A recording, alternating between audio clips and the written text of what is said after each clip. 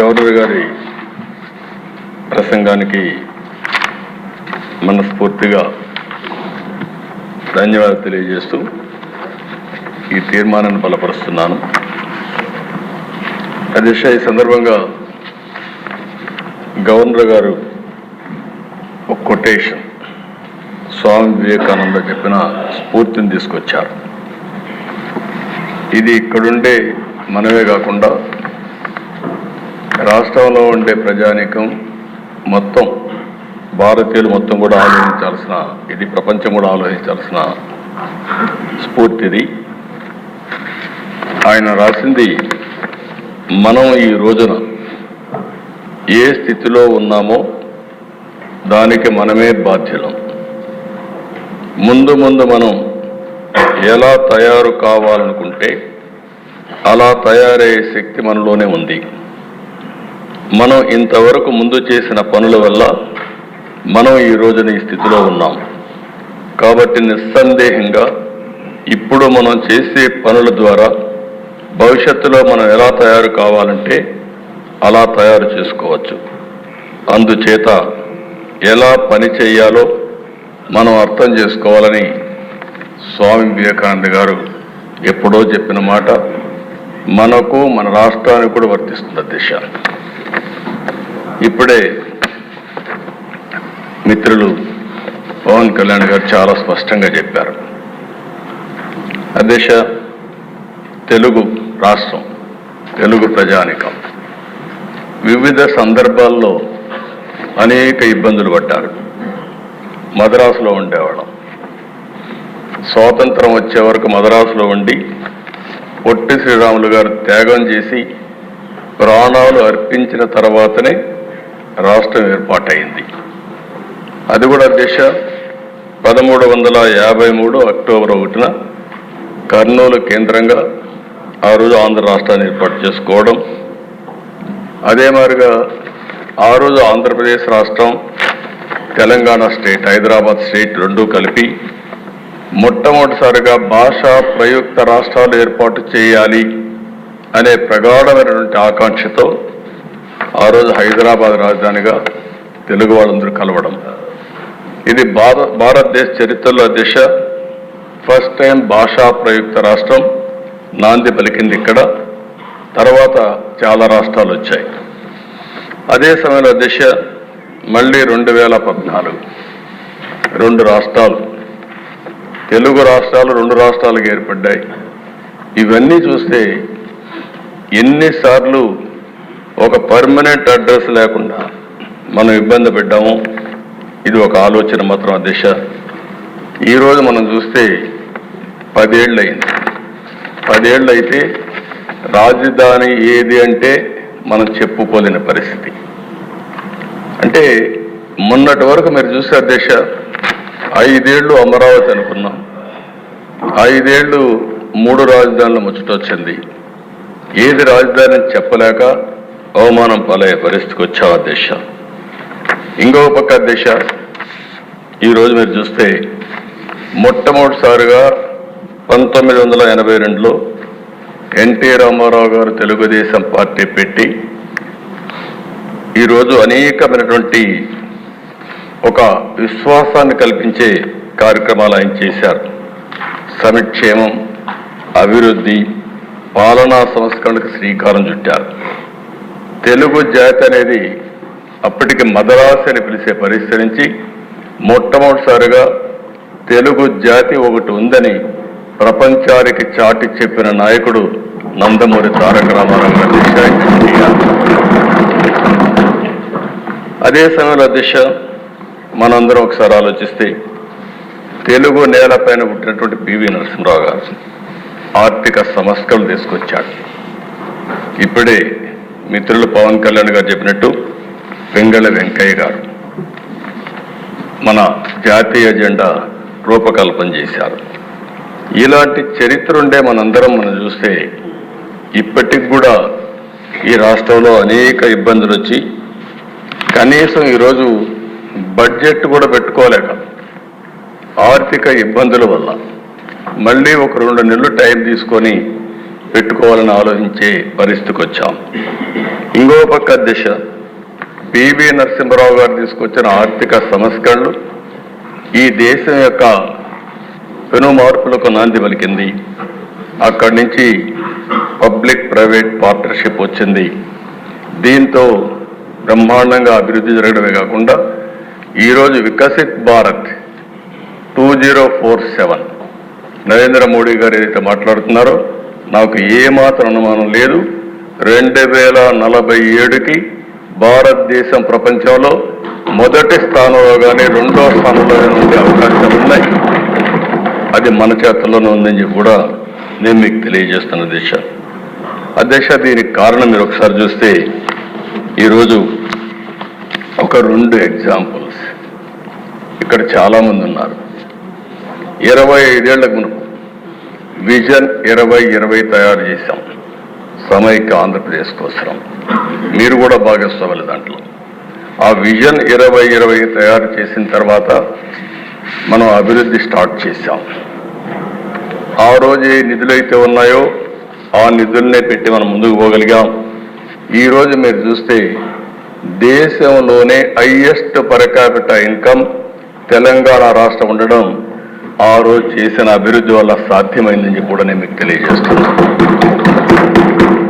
ఇది గుజరాత్, ఇంకా చాలా రాష్ట్రాలు ఉన్నాయి అధ్యక్ష. గుజరాత్ ఉంది, కర్ణాటక ఉంది, హర్యానా ఉంది. అన్ని రాష్ట్రాల కంటే ముందు పోయే పరిస్థితికి వచ్చింది. ఇది ఒక ఉదాహరణ మాత్రం. ఇంకో పక్క అధ్యక్ష మీరు ఒకసారి చూస్తే ఎన్ఆర్ఐస్. ఎందుకు ఈ సభలో ఈ మాటలు చెప్తున్నానంటే ఈరోజు పవన్ కళ్యాణ్ గారు మాట్లాడినప్పుడు ఒక విషయం చాలా స్పష్టంగా చెప్పారు. నేను వివేకానంద స్ఫూర్తిని కూడా మీకు చెప్పాను. ఈరోజు ఇక్కడుండే హౌస్లో మెంబర్స్ అందరం కలిసి సమిష్టిగా పనిచేస్తే ఈ రాష్ట్రాన్ని నెంబర్ 1 రాష్ట్రంగా తయారు చేయడం కష్టం కాదనే విషయానికి నేను ఈ విషయాలు మీ దృష్టికి తీసుకొస్తున్నాను. ఈరోజు మీరు చూస్తే అధ్యక్ష 25 ఏళ్ళు 30 ఏళ్ళకు మనకు ఆ రోజు ప్రభుత్వం ఐటీకి ప్రాధాన్యత ఇచ్చాం. అదే మరిగా భారతదేశం మొత్తం ఇండియన్స్ అంతా ఐటీ బాగా నేర్చుకునే పరిస్థితికి వచ్చారు. ఈరోజు మీరు చూస్తే మన వాళ్ళు ఇండియన్స్ 2 కోట్ల మంది 3 కోట్ల మంది విదేశాలకు వెళ్ళారు. అమెరికాకు చాలా మంది వెళ్ళారు. అమెరికాలో చూస్తే అధ్యక్ష 25 ఏళ్ళు వచ్చిన మార్పు ఇండియన్ ఆరిజిన్ ఎవరైతే ఉన్నారో వీళ్ళ ఆదాయం తలసరి ఆదాయం $1,19,000.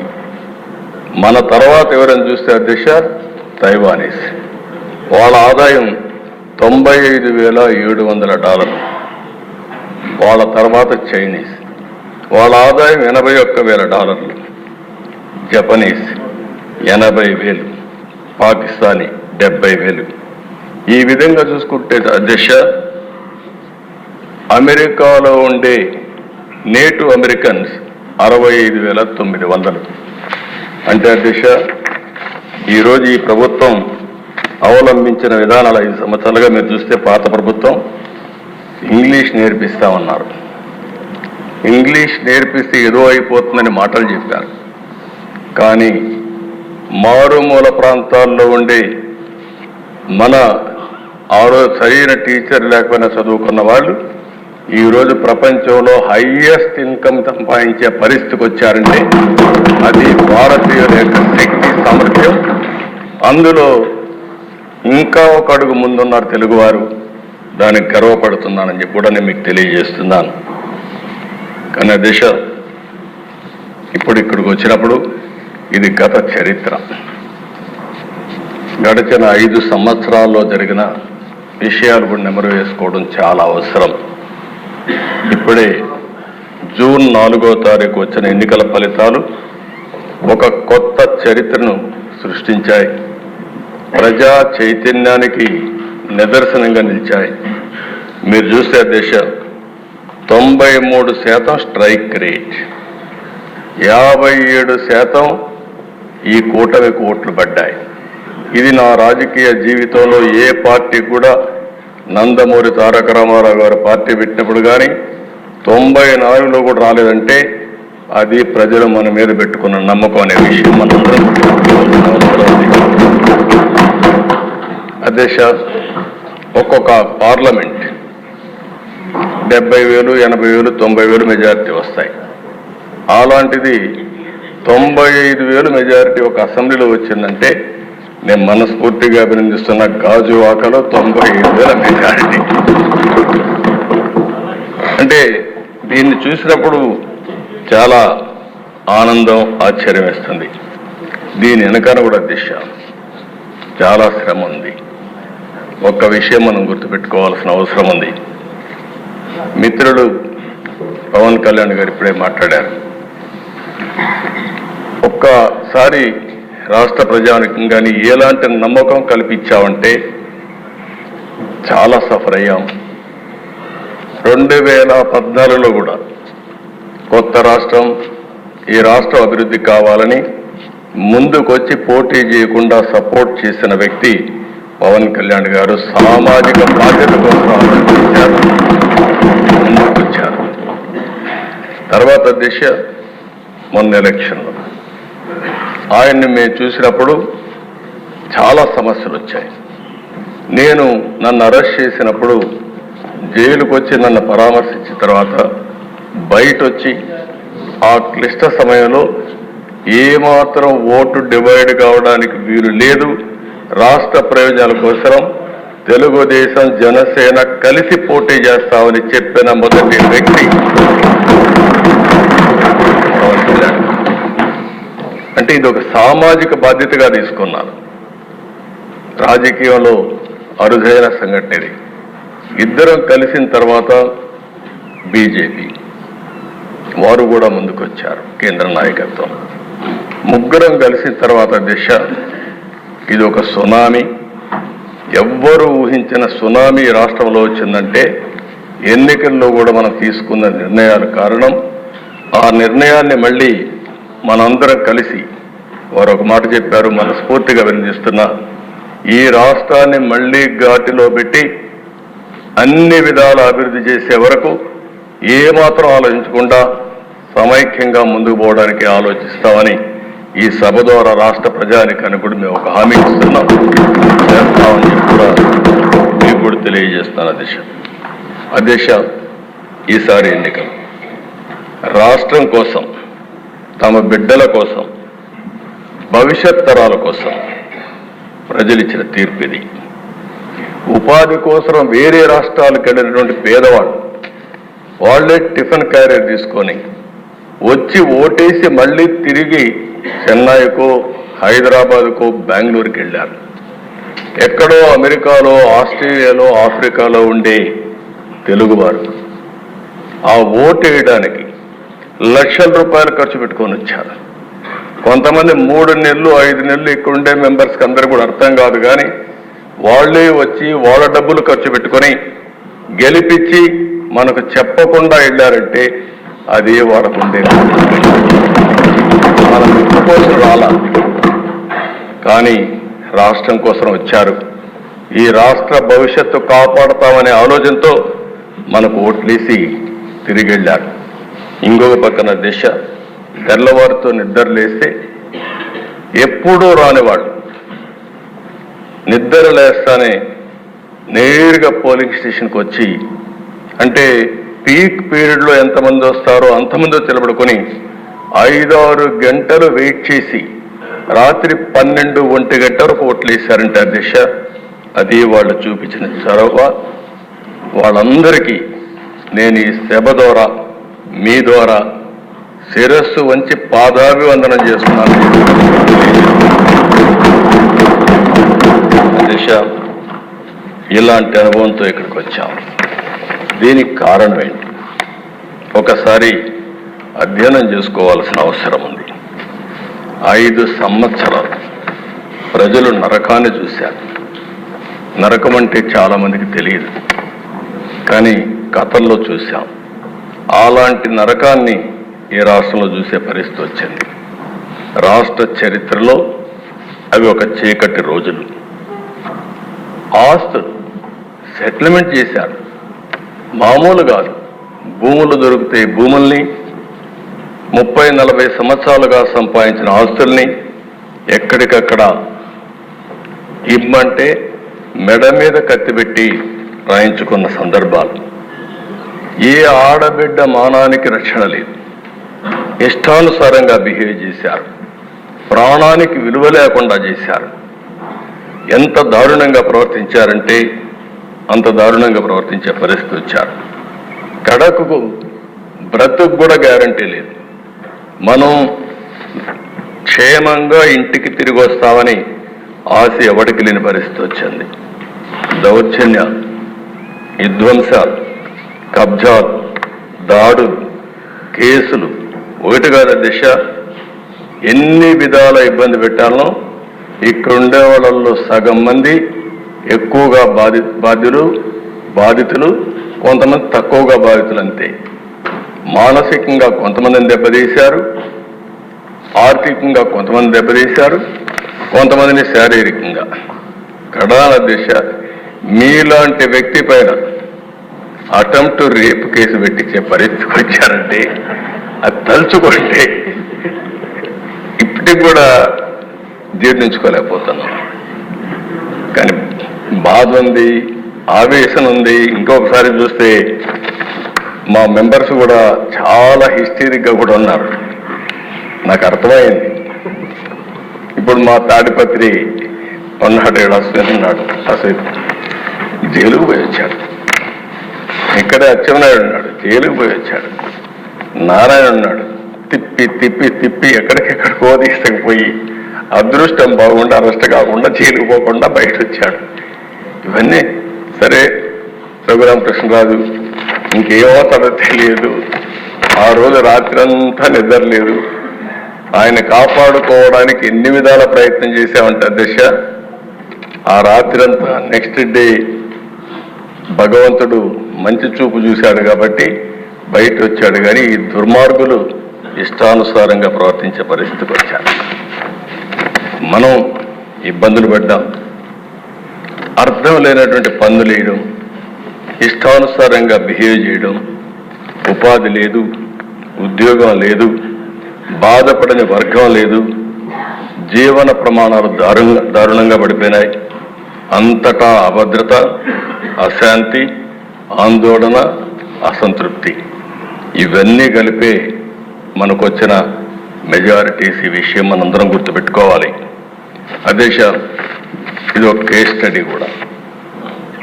వ్యవస్థల్ని ఏ విధంగా విధ్వంసం చేశారు, ఒక పాలకుడు ఏ విధంగా అహంకారంతో విర్రవీగిపోయాడు, అసమర్థత, అవినీతి, విధ్వంసంతో వ్యవస్థల్ని ఏ విధంగా నాశనం చేశారు, రాష్ట్రం యొక్క బ్రాండ్ ఇమేజ్ ఏ విధంగా దెబ్బతీశారు, మంచి రాష్ట్రాన్ని ఏ విధంగా సర్వనాశనం చేశారు, రాజధాని కళ చంపేశారు. అమరావతి దేవతల రాజధాని. అలాంటి అమరావతి నిన్నటి వరకు ఏమైందో మనం చూసాం. ఈరోజు మళ్ళీ కేంద్రం 15,000 కోట్ల రూపాయలు ఆర్థిక సహాయం చేయడానికి వచ్చారు, బడ్జెట్లో పెట్టారు. అందరి ముఖాల్లో చూస్తే ఆనందం కనపడుస్తూ ఉంది. అంటే మళ్ళా మంచి రోజులు ప్రారంభమయ్యాయనే ఆశ ఈరోజు వచ్చిందంటే ఏ విధంగా జరిగిందో మనం చూసాం. ఈరోజు అమరావతి పూర్తయింటే దిశ 2-3 లక్షల కోట్ల రూపాయలు ప్రజా సంపద మనకు వచ్చి ఉండేది. అప్పులు చేసే అవస్థ తీరేది. అలాంటి రాజధాని పోయింది. జీవనాడి పోలవరం 72% పూర్తయింది. 2020 నాటికి 21 నాటికి పూర్తయిపోయింది. అదే కావాలని కాంట్రాక్ట్ను మార్చడం, అదే మరి ఆఫీసర్లు మార్చడం, రివర్స్ టెండరింగ్ పెట్టడం, కడాన అతి ముఖ్యమైన జీవనాడైనటువంటి ఈ పోలవరాన్ని గోదావరిలో కలిపేయడం. ఇప్పుడు మళ్ళీ డయాఫామ్ వాల్ నుంచి స్టార్ట్ కావాలి. కాఫర్ డ్యాముల నుంచి మళ్ళా మనం పని ప్రారంభించాలి. ఇది కూడా మనం మనస్ఫూర్తిగా ధన్యవాదాలు చెప్పాలి. కేంద్రం ఈరోజు బడ్జెట్లో చెప్పినప్పుడు పోలవరాన్ని వీలైనంత తొందరలో పూర్తి చేస్తామని నిర్దిష్టమైన హామీ ఇచ్చారు. వారికి మనస్ఫూర్తిగా అధ్యక్ష, వ్యవసాయ శాఖ పూర్తిగా మూతపడిపోయింది. కాలువల్లో పూడిక తేలేని పరిస్థితి. అదే మరి ఎక్కడికక్కడ డ్రైన్స్ ఉంటే డ్రైన్స్ కూడా పూడిక తీయకుండా ఎక్కడికక్కడ రాష్ట్రంలో వర్షాలు పడితే పొలాలన్నీ మునిగిపోయే పరిస్థితి వచ్చింది. ఇంకో పైన దిశ ఇరిగేషన్ వ్యవస్థ చిన్నాభిన్నం అయిపోయే పరిస్థితికి వచ్చింది. ఒక్క ప్రాజెక్ట్ పూర్తి కాలేదు. ఇంకో పక్కన చూస్తే ఉండే ప్రాజెక్టుల్లో గేట్స్ కూడా గ్రీస్ పెట్టలేని పరిస్థితి. కొన్ని ప్రాజెక్టులు మీరు చూస్తే దిశ గేట్లు కొట్టుకొని పోతే ఆ గేట్లు కూడా పెట్టలేని పరిస్థితి. ఆ గేట్లు పెట్టడానికి అయ్యే డబ్బులు కూడా ఇవ్వలేని దుస్థితి. అలాంటి భయంకరమైనటువంటి పాలనలో మనం చూసాం. ఇంకొక పక్కన దేశ ప్రభుత్వ టెర్రరిజంతో పెట్టుబడులు పరారైపోవడం. నాకు అమర్ రాజా ఇండస్ట్రీస్ ఒకప్పుడు దేశ ఏదైతే అమర్ రాజా పెట్టారో వాళ్ళంతా ఒకటి ఆలోచించారు. చిత్తూరు జిల్లా మేము మా జిల్లాలో ఇండస్ట్రీ పెట్టాలని ఇండస్ట్రీ అతను పెడితే అతన్ని ఎన్ని విధాల ఇబ్బందులు పెట్టాలని ఇబ్బందులు పెట్టి ఇప్పుడు పెట్టుబడులు వేరే రాష్ట్రానికి పోయే పరిస్థితి వచ్చిందంటే సొంత రాష్ట్రంలో పుట్టిన పారిశ్రామికవేత్త కూడా పెట్టుబడి పెట్టలేని పరిస్థితి, పెట్టినా కాపాడుకోలేని పరిస్థితి వచ్చిందంటే అది ఆనాటి దుస్థితి. 24% నిరుద్యోగం. దేశంలోనే అతిపెద్ద నిరుద్యోగం ఉన్న రాష్ట్రం మన రాష్ట్రం అయ్యే పరిస్థితికి వచ్చింది. 5 ఏళ్లలో దేశ విపరీతంగా క్రైమ్ రేటు పెరిగింది. దళితుల హత్యలు పెరిగిపోయినాయి. డోర్ డెలివరీ నిన్నే నాకు ఆశ్చర్యం వేసింది. ప్రజాస్వామ్యాన్ని కాపాడాలని చెప్పి ప్లే కార్డు పట్టుకొచ్చారు. ఏం చెప్పాలో అర్థం కాలేదు. ఆ డోర్ డెలివరీ చేసిన వ్యక్తి కూడా ప్లే కార్డు. ఇంకొక పక్క దిశ ఎమ్మెల్యేల దాడులు. అబ్దుల్ సలాం ఆ కుటుంబాన్ని నేను ఇప్పుడు కూడా మర్చిపోలేకపోతున్నా. ఎంత దిశ మనిషి చనిపోవాలనుకున్నాడు, బాధలు భరించలేక. చనిపోవాలనుకుంటే వీళ్ళు మాట్లాడే మాటలిన తర్వాత నువ్వు చనిపోవాలనుకున్నా నిన్ను ప్రశాంతంగా చనిపోని నీ భార్య ఉంటుంది, గుర్తుపెట్టుకో, ఏం చేస్తావు చేసి చూపించమంటే నేను చనిపోయిన తర్వాత నా భార్యని ఏం చేస్తారో అని ఆలోచించి భార్య భర్త ఇద్దరు చనిపోవాలని ఆలోచించుకుని ఇద్దరం చనిపోవాలని మాట్లాడుకుని అప్పుడు మళ్ళీ ఆలోచించి మనం ఇద్దరం చనిపోతే ఈ ఇద్దరు పిల్లలు అనాథలైపోతారు, ఏం చేయాలని ఆలోచించినప్పుడు కాదు నలుగురం కూడా చనిపోవాలని నిర్ణయించుకుని నలుగురు వెళ్ళి రైల్వే ట్రాక్ మీద వాళ్ళిద్దరి పిల్లల్ని కట్టేసి ఆ ట్రాక్ కింద పడి బలవంతం మరణం చేసుకున్నారంటే అది సాధ్యమే. ఎంత నిస్సహాయ స్థితి. ఈ విషయం మనం గుర్తుపెట్టుకోవాల్సిన అవసరం అది జరిగితే పరామర్శించినటువంటి ఆనాటి ముఖ్యమంత్రి నిన్న అదే పార్టీకి ఒకప్పుడు చెందిన 2 వ్యక్తులు ఈరోజు ఒక అతను వ్యక్తిగత కారణాల వల్ల చంపితే దాన్ని రాజకీయం చేస్తూ ఢిల్లీకి పోయి ఈరోజు ఈ సభకు రాకుండా సభకు వచ్చే ధైర్యం కూడా లేదు. అంటే చేసిన పనులు ఏమైనా ఉంటే చెప్పడానికి వస్తారు కానీ అది చేసే పరిస్థితి వచ్చారు. అధ్యక్ష డ్రైవర్ సుబ్రహ్మణ్యం, డాక్టర్ సుధాకర్ ఇప్పటికి కూడా జ్ఞాపకం. అధ్యక్ష సుధాకర్ ఏమడిగాడు? ఒక మాస్క్. మీ హాస్పిటల్ అధ్యక్ష నర్సీపట్నంలో పనిచేశాడు. One of the best doctor. ఒకటే అడిగాడు, నేను ఎంతైనా పనిచేస్తా కానీ కరోనా భయంకరమైన వ్యాధి, ఒకవేళ వస్తే మాకు కూడా ప్రమాదం ఉంటుంది, మాస్క్ ఇవ్వండి, అప్పుడప్పుడు మార్చండి అని ఒక మాస్క్ అడిగిన నేరానికి అహంకారమైన ఈ ప్రభుత్వం వేటాడి పిచ్చివాణి చేసి నడి రోడ్లో చంపేసే పరిస్థితికి వచ్చారు. అది చూస్తే చాలా బాధేస్తున్న దిశ. ఒక ఓం ప్రతాప్ వీళ్ళు పెంచిన లిక్కర్ రేట్ల గురించి విమర్శించాడని నెపంతో వాణ్ణి ఏం చేశారు? ఇప్పుడు కూడా దిక్కులేని పరిస్థితి, ఆత్మహత్య కింద క్రియేట్ చేసే పరిస్థితికి వచ్చారు. బాపట్ల దేశం ఆ జిల్లాలో 10వ తరగతి ఏడే అనగాన సత్యప్రసాద్ ఉన్నాడు. 10వ తరగతి చదివే బాలుడిపై అమర్నాథ్ ఆయన చేసిన పని ఏంటి అధ్యక్ష? అక్కని అవమానిస్తున్నారు, ఎకిల్ చేస్తున్నారు.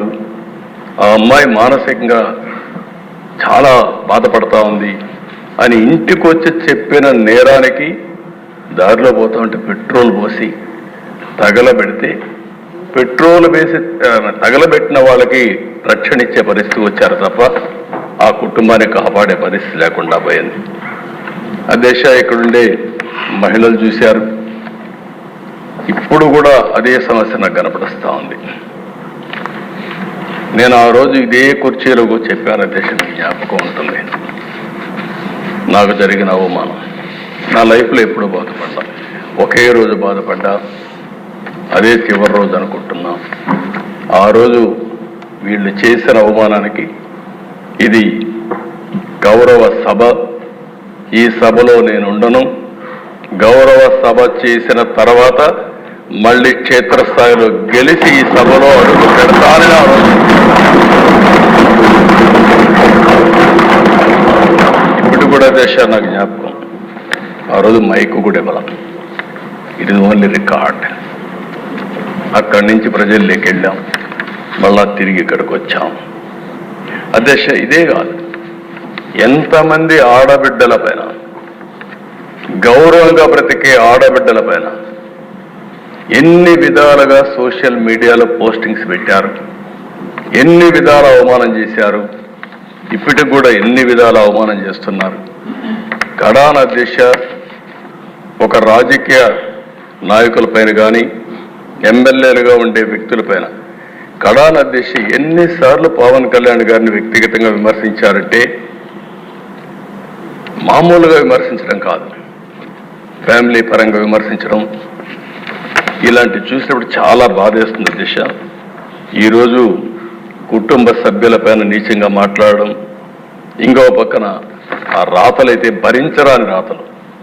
మనం అందరం మనుషులం అధ్యక్ష, ఎప్పుడైనా సరే ఓసారి ఇష్టానుసారంగా ఇలాంటి వచ్చినప్పుడు ఓసారి మనసు చాలా చివుక్కుమంటుంది, చాలా బాధ కలుగుతుంది. అలాంటి జరిగే పరిస్థితి వచ్చింది. ఇంకో పక్క దిశ, అలాంటి అరాచక పాలన మీరు చూస్తే బాధితుల్నే నిందితులు చేశారు. తప్పు చేయలేదు వీళ్ళు, కానీ వీళ్ళే వాళ్ళని కొడతారు, తప్పుడు కేసు పెడతారు. అలాంటివి కూడా చేసే పరిస్థితి వచ్చారు. ఇంకో పక్కన సిబిఐ కూడా పనిచేయలేని పరిస్థితి రాష్ట్రంలో.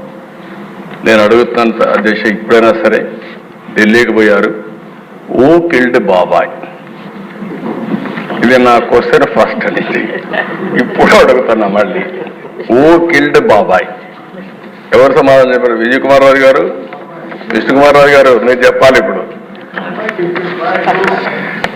దీనికి సమాధానం దొరికే పరిస్థితి నియర్ ఫ్యూచర్లోనే ఉందా అని అడుగుతున్నా.